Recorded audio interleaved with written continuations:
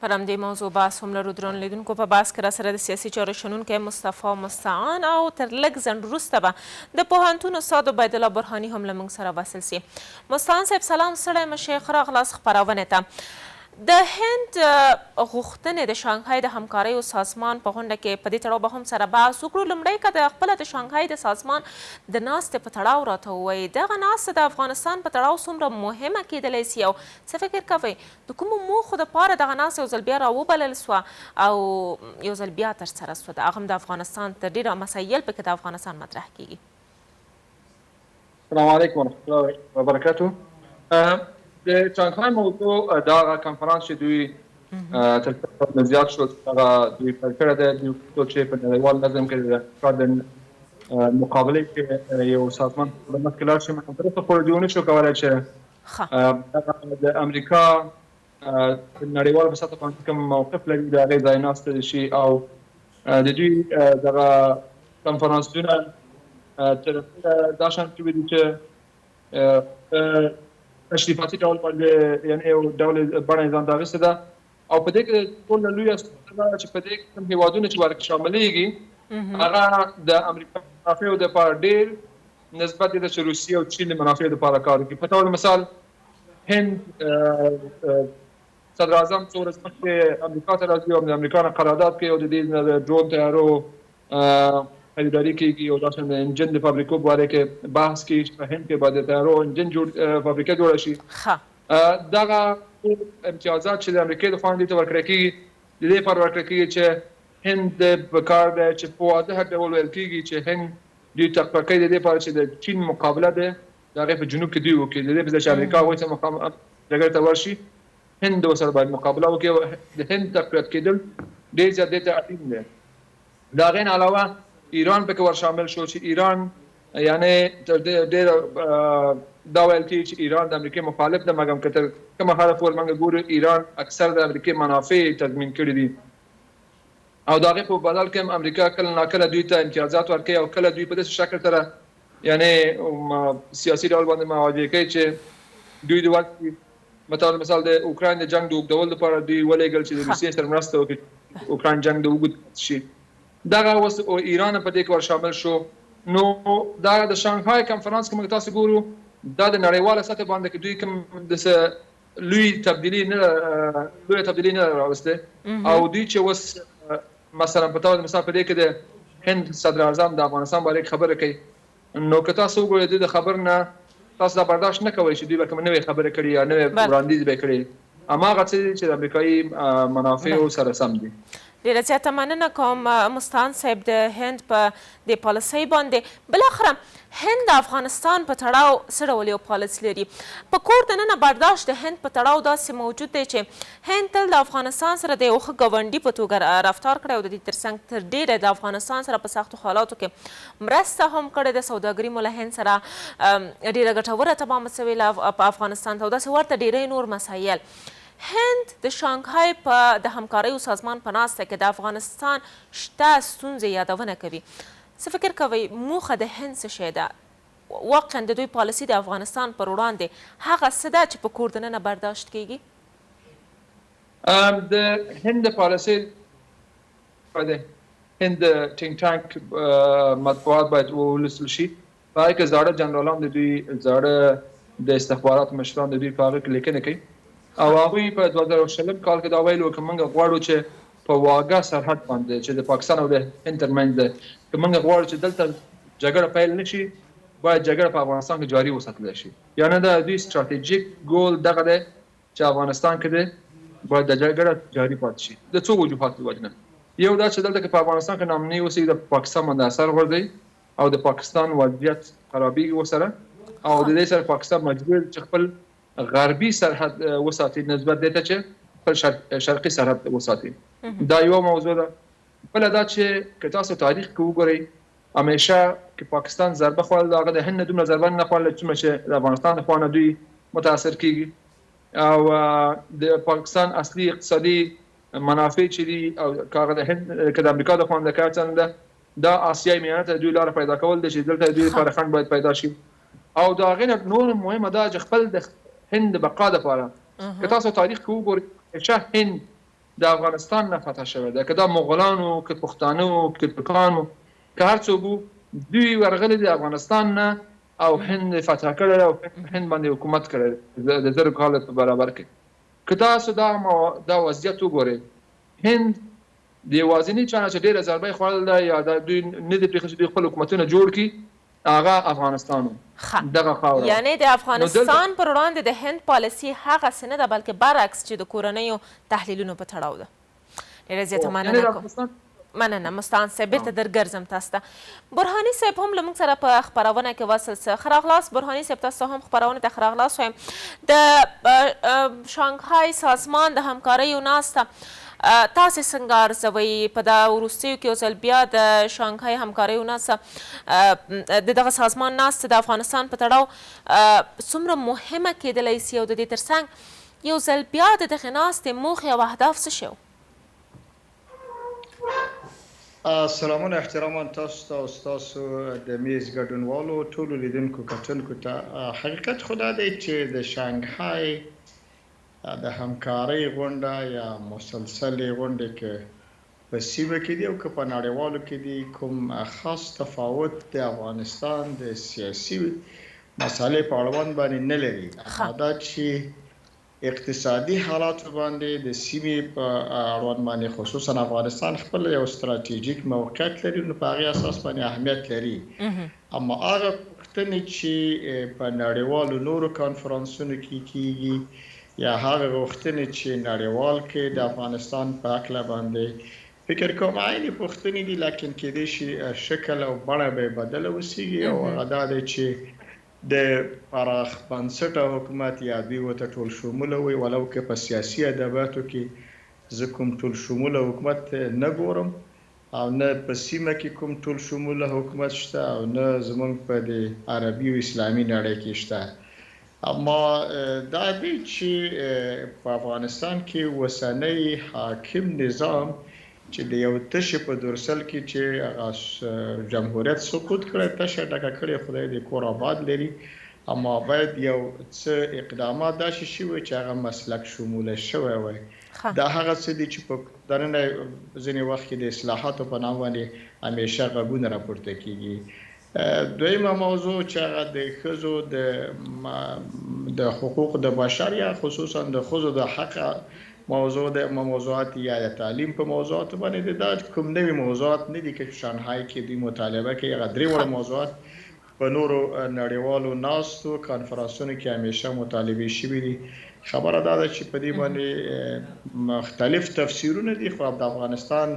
خپل مسؤلیتونه جوړیږي. اوسنی حاکم نظامات چې هم یو څه اجراءات او اقدامات د اصلاحاتو په طرف باندې وو. بالکل د همدغه غوښتنې چې تاسې هم ورته اشاره درلوده چې د شانګهای همکاریو سازمان په ناسته کې یادونه وسوه او یو ځل بیا له اسلامي امارت یا اوسني حکومت څخه غوښتنه کیږي د هند له لوري نه یادونه وسوه. هند په افغانستان کې د ټولګډونو حکومت غوښتونکی دی، دلته د بشري حقونو په ځانګړې توګه د نجونو د ښځو د حقونو غوښتونکی سو د شانګهای د همکاریو سازمان په ناسته کې. دغه پوښتنه مخکې هم مطرح سوه، د هند پالیسي هغه څنګه چې په کور دننه ترې برداشت کیږي واقعا همداسې یو پالیسي ده او که نه لکه څنګه چې مستعان صاحب یادونه وکړه، بلکې د دغه تحلیلونو برعکس هند خپله پالیسي مخکې وړي؟ ګورئ، هند په افغانستان کې مختلف سیاستونه مخ په وړاندې بیولي دي او یوازې هند دا ټول ګاونډیان په افغانستان کې د وخت او د شرایطو په اساس باندې د خپلو موخو د لټون کې دي. دا نه داسې نه ده چې د افغانستان لپاره دوی کوم خاصه پالیسي لري یا زموږ لپاره کوم دغه دي خاص غوښتنې لري. اما یو شی دی چې د هند غوښتنې او د نورو ګاونډیو غوښتنې او حتی د نړیوالو غوښتنې په عمومي چوکاټ کې یو دي، اما په داخلي لحاظ کې په هغه ستراتیژي چې دوی غواړي د یا هغه تعریفونه چې دوی د دغه غوښتنونه لري کېدای شي مختلف وي. هغه دا دی چې سیمه ییز په افغانستان کې خپلې موخې لري، نړیوال خپلې لري او د هر څوک د خپلو موخو د رسولو یا اهدافو د تحقق لپاره مختلفو نړیوالو اصطلاحاتو نه کار اخلي. اما دا چې یو شی باید موږ دا ومنو که چېرته موږ د هند پخواني تاریخ ته ځو 40 کاله وړاندې مختلف اړخونو باندې یا په مختلف شکل باندې هند په افغانستان کې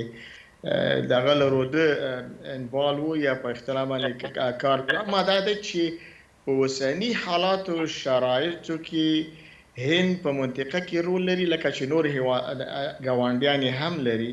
نو خبره د هند نه ده او نه خبره د نورو ګاونډیو ده، حتی د نړیوالو ده. زما په اند باندې یوازینی هغه څه دي چې په داخل د افغانستان کې هر هغه تغییرات چې افغانان غواړي هغه افغانان کې د داخل د نظام کې د حاکم نظام کې وخت په وخت اوازونه راپورته کیږي او یا هغه غوښتنې چې د افغانستان د ملي او اسلامي ارزښتونو په چوکاټ کې د یو خاصو نسخو په شکل باندې باید تیار شي او هغه پلي کړی شي او هغه اصلاحات به د دې ته نړۍ او حتی سیمه ییز اړیکې کړي چې علاقل دوی سره د تعامل لاره خپله کړي. ډېره زیاته مننه کوم برهاني صاحب. بیرته تاسو ته درګرځم. مستعان صاحب لکه څنګه چې تاسو هم اشاره درلوده، برهاني صاحب هم ورته اشاره وکړه، تر ډېره په نړیوالو ټولو غونډو کې د هر هیواد له لوري نه غوښتنې د افغانستان نه یو څه سره ورته والی لري، دوی سره په یوه خوله دي. څه فکر کوئ دغه ورته والی د غوښتنو بالاخره د اسلامي امارت اوسني حکومت سره د تعامل لاره غوره کول او شرایط یو اوسېدل څه شی په ډاګه کوي؟ نړۍ واقعا په یوه خوله ده د افغانستان اوسني حکومت پر وړاندې او که نه د دغو غوښتنو تر شا چوکاټ یو دی ولې تر شا غوښتنې نور څه دي؟ اصلي خبره دا ده چې لکه څرنګه چې ما وختي وویل امریکا اوس نړیوال نظم په کنټرول کې ده او څه شی امریکا وایي هغه اول حرف دی او دا نور ورپسې وروسته دي. که څه هم روسیې او چین تر یو حده پورې دغه ننګونې سره برابر کړی، خو چین لږ څه پس قدمي وکړه دغه څو تېرو هفتو کې. مګر که اصل کې تاسو وګورئ دا ټول بیانات او د امریکې د سپینې ماڼۍ د ویان بیانات یو شی دي. نو دې نه دا ښکاري چې ټول هغه امریکایي هغه کوم نظر نه یا کوم برنامه چې د افغانستان مقابله کې لري د هغې نه بېلېږي. روسیې تر یو حده پورې دا کوشش کوله، ما ستاسو تېر مرکو کوم دا یاده کړې ده چې روسیې تر یو حده پورې کوشش وکړو چې افغانستان سره یو ځانګړی ارتباط ولري او یو د افغانستان سره خپل یعنې د امریکایي نړیوال نظم مراعات نه کړي. مګر هم چې کله دوی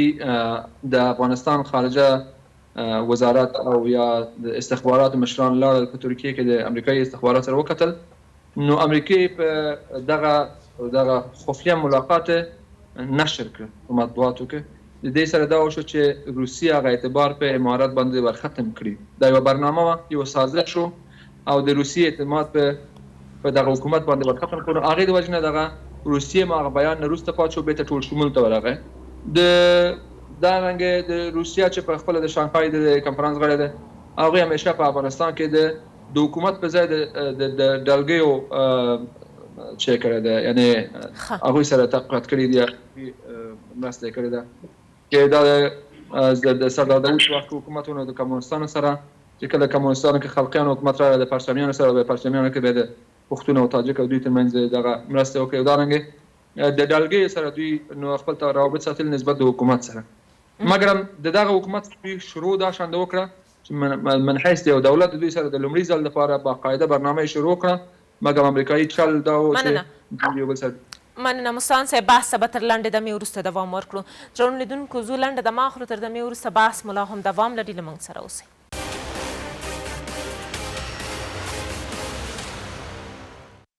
ښه راغلاست درنو لیدونکو، د نیمې ورځې دوام ته بحث ملا هم دوام لري. برهاني مستعان صاحب په بخښنې سره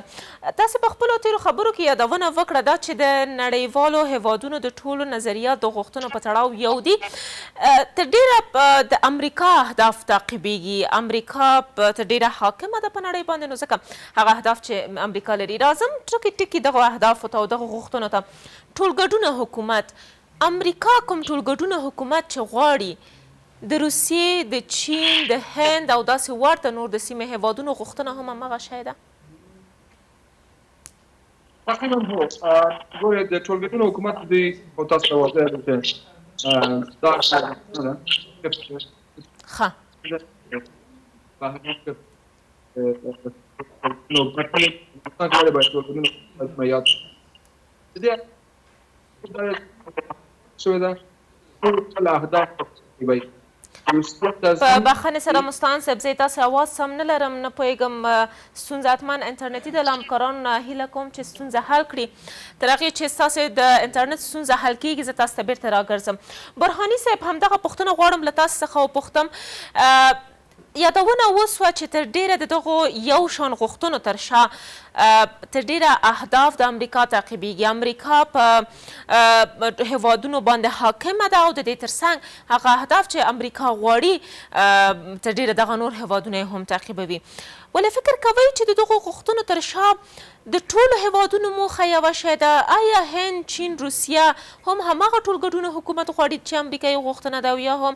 د چین د روسیې د هند داسې ورته د ایران د پاکستان هغه اندېښنې چې د په کور دننه د وسلوالو ډلو د فعالیت څخه لري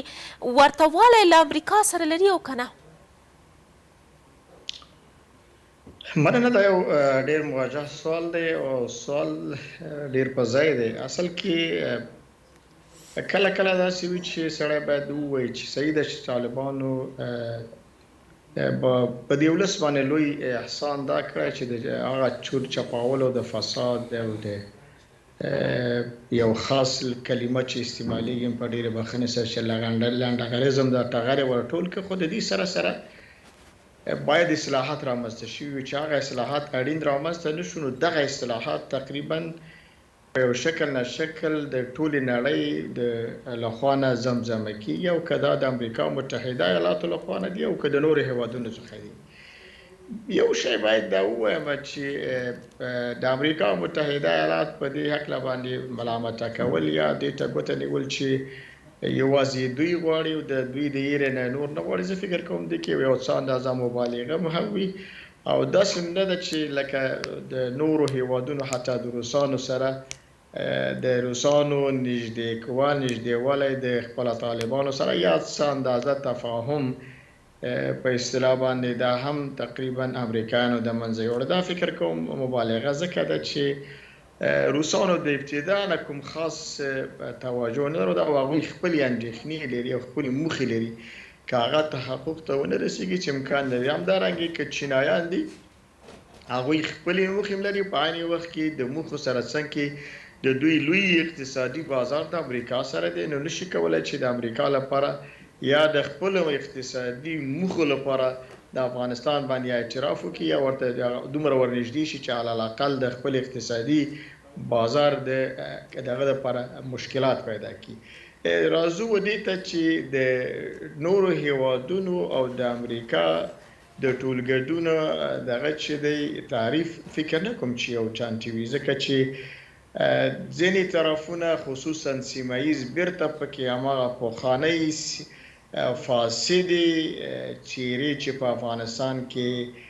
داخل د افغانستان کې هم اعتبار نه لري او د حتی د امریکا متحده ایالاتو سره هم اعتبار نه لري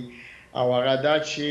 په دې لحاظ باندې چې د امریکا د متحده ایالاتو د ناتو او د ټولو قواو چې په افغانستان کې د هغوی د ټولو ستراتیژیکو هغه اصلي تیر ملا همدوی ماته کړې وه په دې لحاظ باندې په دوی باندې بیرته باور کول دا ډېره لرې خبره ده د امریکا متحده ایالات د دې سره څنګ کې چې ټولګډونه حکومت خبره کړې ده عین وخت کې که د ټام ویس لخوا نه په مختلفو مناستو کې د هغه موجودیت دی او د هغه په ټویټر باندې اکثره وخت کې ځینو په خصوصا د قطر ناسته ډېره ستایلې وه چې مختلف اطراف د افغانان پکې راټول شوي وو اما هغه څېرې چې په افغانستان کې منفورې دي هغه پکې نه وې او نور ټول د افغانانو مختلفې پرګنۍ او سیاسینو مدني او حتی ښځینه او ټولو نه په هغو کې یوه خبره دا هم وه چې موږ نه غواړو چې په افغانستان کې هیڅ جنګي طرف تایید کړو عین وخت کې دوی د افغانانو دا خبره تایید کړې ده چې جنګ د حل لاره نه ده یعنی جنګ د حل لاره نه ده اما دوی د ټولګډونه خبره کوي په داخل د افغانستان کې د اصلاحاتو خبره کیږي یا د افغانانو لخوا نه اصلاحاتو غوښتونکي دي په کار خو دا ده چې على الاقل که چېرته هغه ټولګډونه چې نړۍ غواړي یا هغه چې سیمه غواړي د هغې نه پرته چې هغه څه چې افغانان غواړي هغې ته خو باید لبیک وویل شي. په چېرته تاسو وګورئ چې په افغانستان کې په دغه وروستیو کې مختلفو داخل د طالبانو نه ډېرو طرفونو دا خبره کړې ده چې واک باید انحصار نه اوسیږي، واک باید علی الاقل په مسلکي شکل باندې اهل د کار ته کار وسپارلی شي او دغه یو اسلامي اصل هم دی او په حدیثو کې ډېر واضح په دې کې ویل شوی دی او عین وخت کې په مکرر ډول چې دوحې په هغه وخت کې چې د دوحې یعنی برهاني صاحب د تاسې د تحلیل په رڼا کې هغه غوښتنه چې د امریکا ده ورته والی لري د ولس له غوښتنې سره د ټولګډونو حکومت په تړاو؟ په عمومي لحاظ کې اصلاحات هم د ټولګډونو کې شاملېږي او ټولګډونه په اصلاحاتو کې هم یو څه اندازه یو بل ته ورته والی لري. اما یو شی دی چې باید په دې باندې سر خلاص کړو که د امریکا متحده ایالات دي او حتی که د نړۍ نور هیوادونه دي او که د سیمې هیوادونه دي، د دې اصلاحاتو شاته د هغوی امنیتي او نور اقتصادي وغیره نورې موخې دي چې هغه ته باید د تفاهم په میز باندې سره یو ځای حل و فصل کړی شي او دا هغه سیاسي کلمات دي چې کېدلی شي چې یوازې دوی ته معنا ونه لري دومره کوم چې اصلا هغه موخې دي چې هغه باید خوندي وساتلی شي. که چېرته د حقیقت لرودلی نو موږ خو په دې افغانستان په شاوخوا په دې عربي نړۍ کې کوم یو ټولګډونه حکومت سره زه ګورم نه که چېرته ایران کې دی، تاجکستان کې دی، پاکستان کې دی، حتی عربستان کې دی، کوم هیواد کې هغه ټولګډونه حکومت لري. ډېره زیاته مننه برهاني صاحب، بیرته درګرځم. مستعان صاحب، اوس شته یو څه نیمګړتیاوې په اوسني سرپرست حکومت کې څومره دې ته زمینه سازي کړې چې نه یوازې د سیمې هیوادونه ګاونډیان بلکې نړیوال ټول باید همدغه شته او تکراري مسایل په ټولو نړیوالو غونډو کې یادونه وکړي. د ټولګډونو حکومت ترڅنګ د ښځو مسله ولې باید په هرې غونډه کې نړیوالو غونډه کې مطرح سي او دې ته ورته د بشر حقونه ولې باید مطرح سي، سره له دې چې د اسلامي امارت د ادعا په اساس بشر حقونه د تیر پرتله په افغانستان کې خوندي دي او د تیر جمهوریت نظام کې هر هغه هیواد چې په افغانستان کې حضور درلود دوی بشري حقونه نقض کړي دي او د دې ترڅنګ د بشر د حقونو نقض کوونکي دي. بیا هم ولې نړیوال قانون نه دی چې بالاخره په افغانستان کې د بشر حقونه خوندي دي؟ دغه مسؤلیت چاته ورګرځي؟ دا ډېره مهمه خبره ده چې په دې باندې باید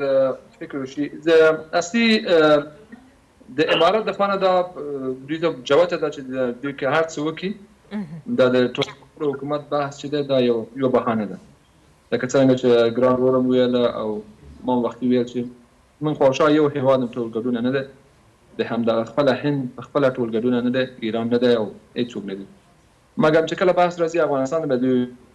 ټول شموله غواړي. هغه ټول شمول نه دوی مطلب دغه هر څه چې دوی بیخي کته د امریکا نه خلیلزاد راولي په دې چې ورکېنې خو امریکایي منافع پکې مراعات نه شي، هغه ټولګډونه نه وي د امریکا لپاره، دوی به بله بهانه پیدا کړي. نو دی به دا کار کوي چې دلته امارت ته د یو سهلنګارۍ موقع ورکړه ده. امارت وایي فاسم دوی نه مني، راځه دا نور مسایل موږ ولې باید همخوري وکړو، حالانکه چې دا یوه اشتباه ده. موږ باید دوه شیانو کې باید دغه توپیر باید مراعات کړو. یو امریکا او بهرانیان موږ نه څه غواړي، یو خلک څه غواړي. خلک دا ده ډېر خلک دي چې افغانستان نه ځکه راوځي چې د هغوی نجونې د مکتبونو نه پاتې شول او کوم کسان چې په خپله په کابل کې دي هغوی همدې نه پتنګ دي چې هغوی لوڼې د مکتبونو نه پاتې شول. سبا ته ستاسو مېرمنې ناروغه کېږي، تاسو به چا ته پاکستان ته بوځئ، نور ځای ته بوځئ، نو دلته خو به نارینهو ته نه شئ بوتلی. تاسو دغه 2 کاله دغه د مکتبونو پرېښودو دا یو شی شو. په عین وخت کې دغه کار اهل ته سپارل دا یو شرعي دنده ده. شورا په 3 ډوله ده، یو فقهي مسایل دي، یو هغه چې د الله د طرف نه حکم راځي او هغې کې بحث نشته، بل عمومي دی چې د خلکو نظر پوښتنه کوي. دا په سیرت کې واضح ده. د احد جنګ عمومي پوښتنه وشوه، څومره چې زیاته رایې ورغلې به احد ته ورغله، حالانکه چې رسول الله صلی الله علیه وسلم خپل نظر دا و چې مدینې د منځ نه جنګ وشي، خوا ته لاړل. درېیمه دا چې تخنیکي ده، د پل جوړول د نور مسایل نه چې کله تخنیکي او ساينسي مسایل راځي په هغه کې به د اماغه کسان راولي نه دا چې خپل کسان به راولي. د وزارت مالیې کې چې کوم کسان کېنه که هغه په مالي مسایل باندې پوه نشي خو تاسو هیواد به غرق کړي دارنګې په بانک کې دارنګې په نورو مسایلو کې نو دغه اهل ته کار سپارل د خپله زمینه سازي دې کوي چې تاسو پیشرفت کوئ اعتماد د خلکو په خپل نظام باندې زیاتوي چې کله اعتماد د خلکو زیات شي هغوی به هېڅکله د بل چا په لمسونه باندې یعنې هغه غوښتنه چې د ولس د کار اهل کار ته سپارل بالاخره ټولګډونه حکومت نه هدف دا چې وړ کسان په حکومت کې ځای پر ځای کول او د دې ترڅنګ ښځینهو ته هم ونډه ورکول په حکومت کې دغو مسایلو ته د ښځینهو مسلې ترڅنګ پاملرنه نه ده سوې کار اهل کار ته نه ده سپارل سوی وړ کسان په حکومت کې لا نشته ستاسو په نظر؟ یعنی د یو خدا چې تر په حده پورې امارات کې ملامت هم نه ده ځکه چې موږ په د تېرو څلوېښتو کلونو کې 3 ځله برین ډرین درلودو. برین ډرین په انګلیسي کې هغه اصطلاح چې یعنې د مغزو نه خلاص کټول یعنې وچ که زموږ چې کله په اویاوم لسیزه کې وو زموږ نه ټول هغه متخصص کسان د امریکې او انګلستان او جرمني دې خوا ته راویستل بیا په نویم لسیزه کې راویستل بیا وروسته د طالبانو په دورې کې بیا او دا ځله اوس د بیا زموږ د چا کوم کسانو چې دوه ټکي زده و ټول راویستل یعنې زموږ په شمول موږ یې دې پر نه یو راوښتې چې زموږ د عاشقان د زموږ اوسي خو دې پر چې په افغانستان کې د باید پوهه کس پاتې نه شي نو دا برین ډرین شوی دی. یو خو دا شی شوی دی یعنې نړیوال هم پکې ملامت دي چې دوی بای ډیزاین دا کار کوي. یو دا چې زموږ خپل حکومت هم چې اوس زه که هلته بېرته ورشم نو دوی ماته کوم داسې کار راسپارئ چې زه په هغې کې تخصص لرم نو زه به د یو مولا د لاس نه به کار کوم چې هغه زه به یو ساعت لګوم چې هغه اول پوه کړم چې زه یا برداشت بل چې موجود دی مستعان صاحب ما شخصا پرون په تیر بحث کې راسره یو میلمه و هغوی داسې یو برداشت درلود دغه برداشت ترڅنګ داسې ورته نور برداشتونه تحلیلونه هم دا موجود دي چې کله وړ کسان د آزاد رقابت له لارې وړو پوستونو ته کامیابیږي یو تحلیل د اسلامي امارت له لوري دا دی چې تاسې تیر حکومت کې کار کړی نو ځکه په دغه لوړو پوستو کې کار نسئ کوئ دغه تحلیل تر کومه سم دی څه فکر کوئ واقعا داسې یو څه موجود دي د اسلامي امارت له لوري چې دوی د هغه کسان چې په تیر حکومت کې شامل وو دوی مسلکي کسانو وړ کسانو اوس ورته په جګو پوستو کې دنده ورنه کړل سي؟ ګورئ دا خبره صحیح ده چې یعنې که هر نظام راځي د تېر نظام افراد هغې لپاره مفسد دي او واضح خبره ده چې تېر نظام کې ټول کې نه و اکثریت مفسد و مګر دا نه ده چې هر سړی به مفسد و یعنې شخصا که موږ ما په خپله کوم بحث کې ما کار کړی دی ولې د اکثریتو نه خوښېدو ځکه چې موږ د هغوی سره د هغه بوجۍ خپله نه ده نیولی او ولې چې موږ ته کوم امنیتي خطر جوړ شو داخلي و نه بهرنی و دغه دوی د باید تشخیص کړي او د دوی ته دا ووایي چې کوم کس مفسد و کوم یو نه و نو دوی د باید دغه یو عمومي بورس په ټول باندې نه راکړي نو د ټول په یو رنګ باندې نه رنګوي باید په هغوی کې تشخیص وکړي او بله دا چې کله رسول الله صلی الله علیه وسلم مکه ونیوله یا مدینې ته ورغله یا په نور هر ځای ته چې دوی تللي دي دوی هېڅ کله افراد نه دي بدل کړي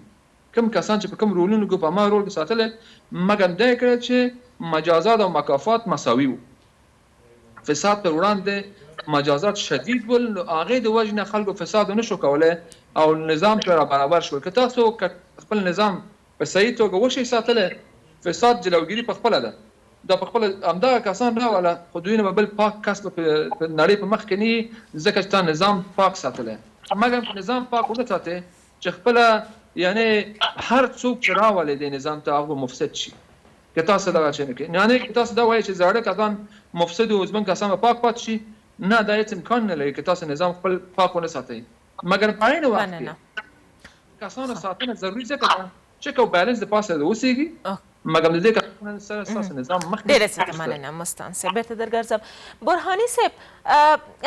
تحلیلونو کې ډېره دا ویله کېږي چې ټولګډونه حکومت لکه څنګه چې تاسو هم ورته اشاره وکړه هغه مسله نه ده چې د اسلامي امارت دپاره د تر ډېره اوس د عملي جنبه ولري او یا هم تر ډېره د پرې تم سي ځکه چې د نړۍ هېڅ هېواد ټولګډونه حکومت نه لري دوی باید ډېری داسې نور مسایل چې پرې تم سي رسمیت پېژندنه هغه مسله نه ده چې باید ډېری مسایل پرې تم سي او د دې ترڅنګ ورته په تمه پاتې سي باید په کور دننه اصلاحات راوړل سي اصلي او اساسي مسایل څه شی دي چې اسلامي امارت ته اړینه ده باید دوی پرې کار وکړي تر څو چې دغه وروستني مسایلو ورو خپله ورته زمینه سازي وسي تر څو چې رسمیت پېژندنې ته هم زمینه سازي وسي ټولګډونه حکومت هم ورو خپله را جوړ سي او داسې ورته نور مسایل لومړیتوب باید څه شي ته ورکړل سي؟ څه دی چې په دې تیرو 2 کالو کې ټوله قوه په دې مصرفېږي چې موږ د خارجي طرفونو هغه غوښتنو ته څه قسم ته وکولی شو پوه شو چې هغوی څه غواړي او موږ څه کولی شو چې د هغې لپاره تر اوسه پورې په خارجي یا په بهرنۍ مسایلو باندې د هغوی سره په دغه باندې انرژي مصرفېږي. ګورئ د هغې مسله د اعتراف پورې اړه لري. اعتراف چې دی او مشروعیت دا دوه مختلف شیان دي. دلته خلک سره یو کله دا سره دواړه ګډوي. کله چې یو نظام په داخل کې مشروعیت پیدا کړي نو هغه بیا اعتراف ته خپله لاره هواروي کړي. بیا دې ته ضرورت نشته چې ته دومره فشار یا دومره قوه مصرف کړي چې خارجیان څنګه قناعت ته ورسوي چې په تا اعتراف وکړي. د خارجیانو لپاره یا د داخلي دغو لپاره زه فکر کوم د دوی د نظام لپاره په دې 2 کالو کې اړین و چې بنسټونه رامنځته کړي وای چې هغه بنسټونه په خپل ذات کې د ټولګډونه او د اصلاح شموله ډیر د اصطلاح باندې استراتیژیک شموله ډیر اصلاحات رامنځته شوي ونه کېدلی شي چې هغې کې هغه څه رامنځته شوي چې په کور دننه یې مشروعیت ترلاسه کړی وی. ګورئ د کور دننه مشروعیت دې ته وایي چې په 2 کالو کې د اساسي قانون بڼه نشته. حکومت لا تر اوسه پورې تر 2 کالو پورې سرپرست حکومت دی. د سرپرست حکومت دنده دا مهمه نه ده چې تر 2 کالو پورې باید دا وخت وټاکلی شي چې تر څومره وخته پورې. بیا د سرپرست حکومت دنده دا ده چې د نوي حکومت دپاره هغه هیکل اداري او سیاسي وغیره ټول په مسلکي شکل باندې جوړ کړي. تر اوسه پورې داسې وجود نه لري. فرضاً که چې د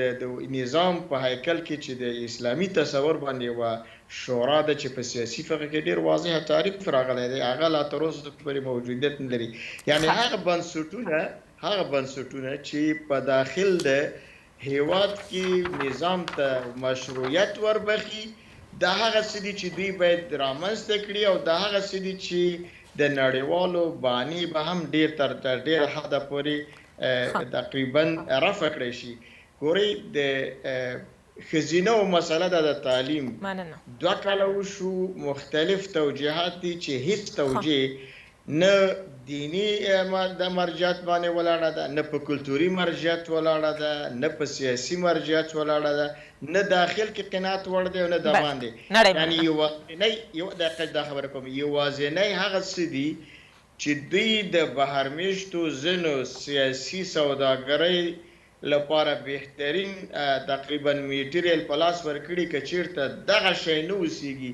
زموږ دغه پخوانی هغه یو محدوده طبقه ښځې چې په دغه مسله باندې خپله سیاسي سوداګري کې که چېرته دا نه اوسي د دوی به دا دوکانداري هم بنده شوې وای. په کار دا وه چې علی الاقل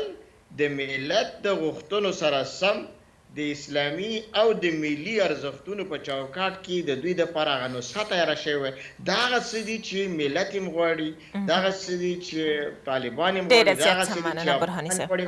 نړۍ یې غواړي. ډېره زیاته مننه برهاني صاحب. مستعان صاحب غواړم په لنډو کې تاسې نظر هم واخلم. تاسې نظر هم د اسلامي امارت لومړیتوبونه همدغه څه دي چې برهاني صاحب اشاره کړه که نه نظر مو بل څه هم دی؟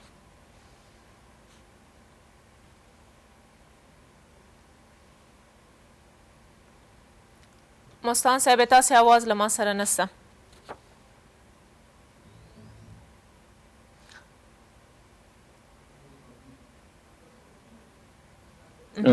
مهرباني اوس ما آواز سم شو. بخښنه غواړم. چې د امارت دغه ډول سره د امریکا د بهرني کوم بهانه او مسلمان ښځینه او نارینه په نظام کې شامل کړي او د جنو مکتوبونو د خلاص کړي تر څو چې دې سره دوی د ځانګړې مرحلې ترلاسه کړي او بهر د خلکو بهانو ته زمینه مساعده نه کړي. د پوهنتون استاد عبید الله برهاني او د سیاسي چارو شنونکی مصطفی مسان له تاسو دواړو درنو مېلمنو نړۍ مننه چې خپرونه کې ملتیا راسره وکړه. کور وده.